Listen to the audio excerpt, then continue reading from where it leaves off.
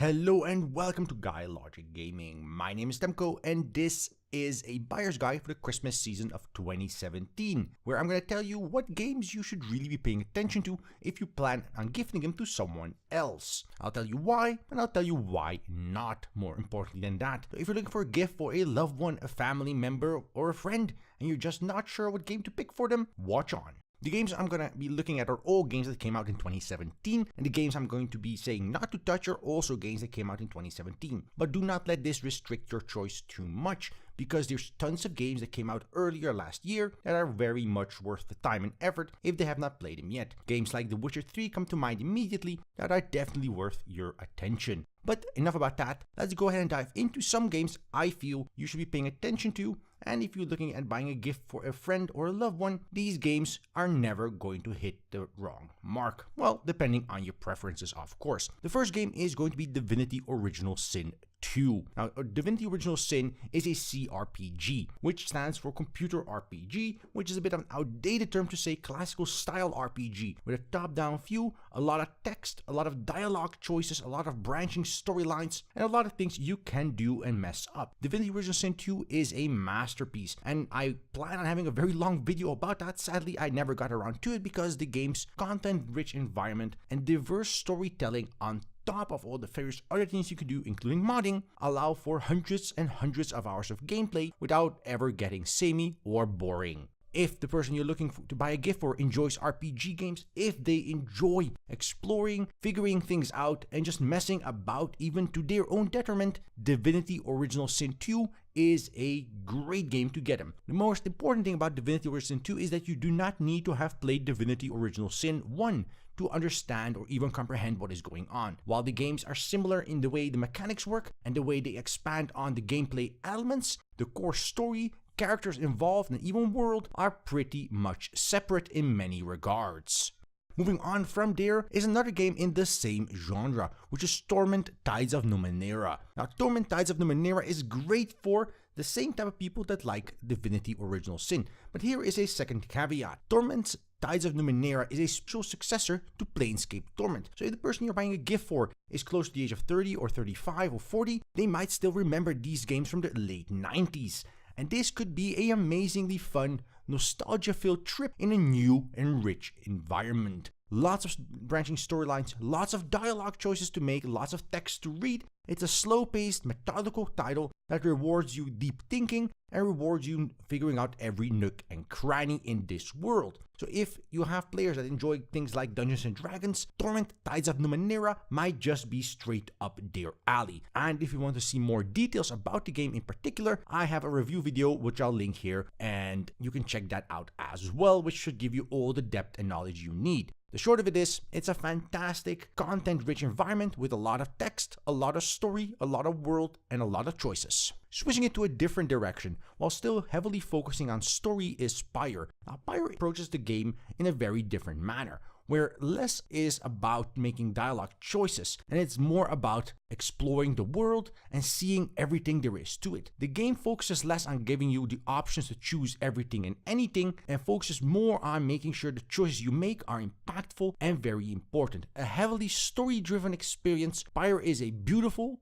artistic vision that is a joy to behold, while having a challenging, deep, rich combat system that is reminiscent of sports games. Now, this does not do the game justice, which I just described in under a minute. So I do strongly suggest you check out my review video for that game in particular to get a more in-depth feel. Suffice to say, Pyra's story writing, storytelling, and emotional impact with every choice you make sets it up very high for an amazing gift for anyone that enjoys good storytelling. Switching away from storytelling, I would like to take you to a game that's been out for a number of years already on different platforms, but has only recently come to grace us on PC, and is by the name of Bayonetta. Now, Bayonetta is a title that originally came out for the Xbox quite a few years ago, and now has come out on PC as well. And Bayonetta is a spectacle fighter in the truest sense of the word. Over-the-top combat mechanics with enemies being juggled in the sky, intense, massive boss fights, great, intense battles that'll keep your attention and your adrenaline pumping continually, coupled with an over-the-top art style, a sense of humor, and a very interesting and unique story world, Bayonetta is perfect for the player that likes an absurd story while having a competent, challenging environment for their combat interaction. It rewards quick skills, it rewards you to play to the game's advantages, and it rewards you combining moves and abilities into a great and massive experience.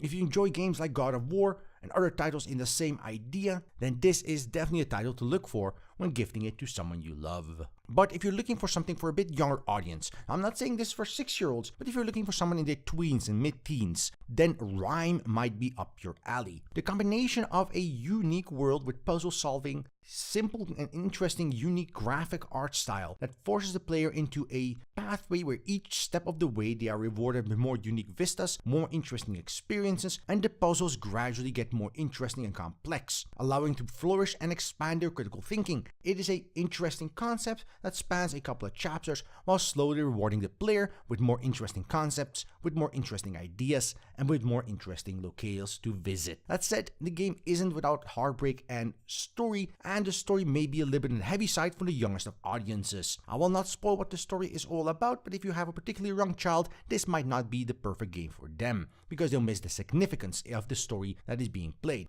The last game I have to recommend is called Hellblade: Senua's Sacrifice. Now, Hellblade is definitely not a game for younger audiences, as it dives deeply into mental disorders and the effects of them. The unique way Hellblade conveys those messages to a game is amazing storytelling, it is amazing concept design, and it pulls you in immensely well. Coupled with some puzzle elements, interesting boss fights, a good combat system, the game is very well put together for anyone that enjoys a challenging experience while still wanting that deep and rich storyline that they can reminisce on, even critically think on for other experiences. More than a game, Hellblade: Senua's Sacrifice dives into a very real, very deep world of mental disorders and portrays them in a fantastic, well understood way through the gaming medium. An excellent addition to anyone that wants to understand mental disorders in better, and in general just a very good game for anyone that wants to swing their sword at some demonic beings. That said, these are the games I strongly suggest you take a look at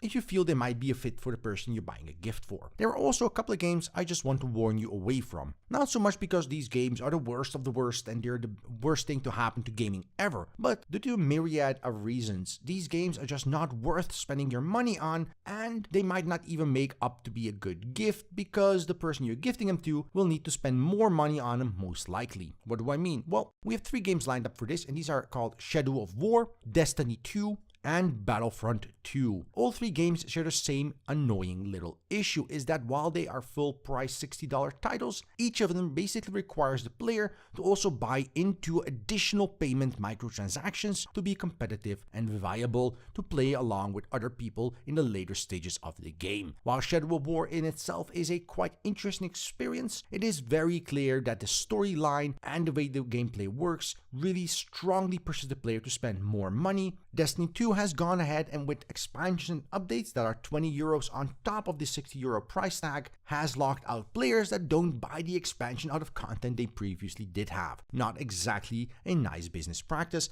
and Battlefront 2 has screwed the pooch entirely by making the progression system so heavily in favor of buying things where you will be spending hundreds and hundreds of dollars and euros extra just to get to a level where you could reasonably have a mediocre amount of fun. As such, I strongly suggest just not looking at these titles at all, even if they are prominently displayed in your local game store or online sales front. Now again, I have only taken a look at about 6 or 7 games here that I feel are worth your time and attention from my own personal perspective on what I would enjoy and what I would have liked to see gifted to me, or games I will be gifting to loved ones and family members around me in this Christmas season. But that doesn't mean these are the only games that are worth your time and attention. Games from previous years are still very much worth your time and attention, and there is many other games that fit different niches and niche genres that you might want to take a look out for as well if you know they might enjoy something like that. All in all, I hope this video is useful to you. I hope you have a wonderful Christmas season, and I'll see you next time